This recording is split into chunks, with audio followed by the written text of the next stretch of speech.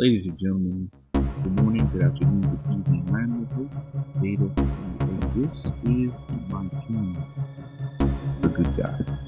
Guys, today's story comes out of Philadelphia, and the title reads, Filling Shooting Victim is Homicide Suspect Wanted in 2 States.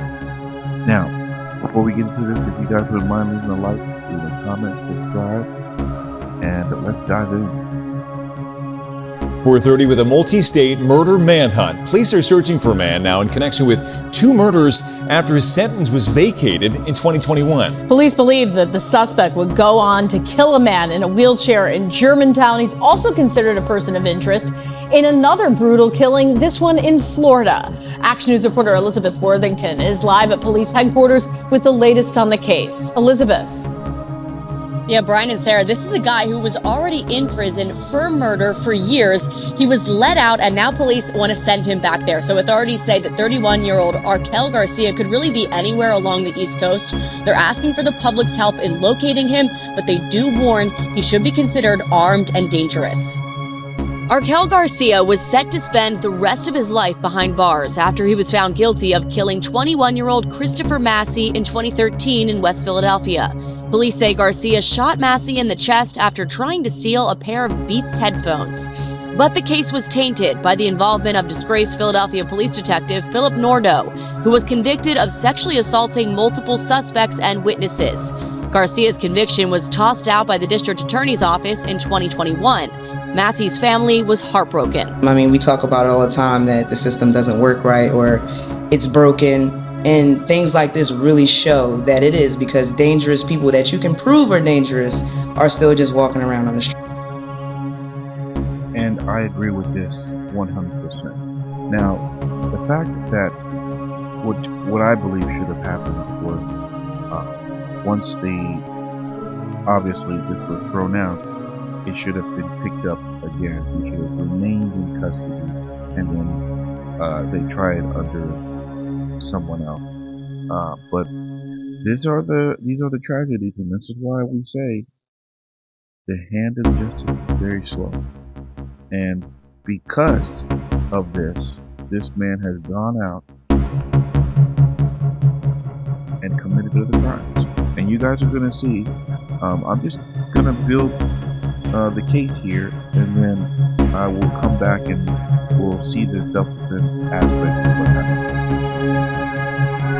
Garcia remained in prison for 3 more years for a separate assault charge and was released last fall. Now he's wanted in connection with 2 other murders. On November 12th, police say Garcia robbed and killed 58-year-old David Weinkopf inside his apartment here on the 4900 block of Stenton Avenue. Neighbors tell us the victim was in a wheelchair. He was found with multiple cuts and bruises to his face and head. So this is an individual that we consider highly dangerous due to his pattern of violence. Authorities in Florida say Garcia is also wanted for questioning in connection with the homicide that happened on November 28th in Fort Pierce. The 51-year-old victim died from blunt force trauma and smoke inhalation after his home was set on fire.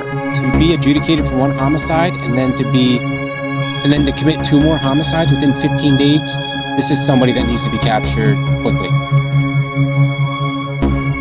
Garcia was last seen in St. Lucie County on November 20. Okay, so he was not last seen.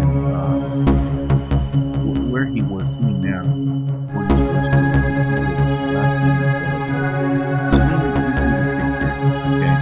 he was stabbed, okay, because he was again committing another crime, and he was sent to the hospital.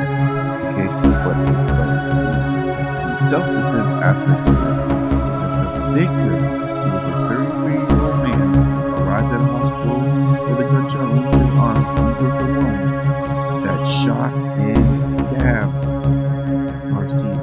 Okay, because they had a physical altercation. This is the reason why we obviously have to be armed with an individual like this, and the fact that he has been let out into the public, and we know that he's already killed somebody before.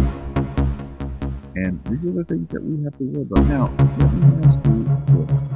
Do we keep tabs on people and individuals like this? For instance, you get to a new neighborhood, you scope the scene, you say, who is the child molester in the area? All these things. Are we paying attention to what is going on in our city? Those who get out, those who are being incarcerated, things in the news, local broadcasts, are we listening? And this is something that I want to encourage everyone to do. I myself sometimes am guilty of it, but lately, since I'm paying attention as much as I can, I catch some of these things in my own state. So I hope you guys are doing the same, and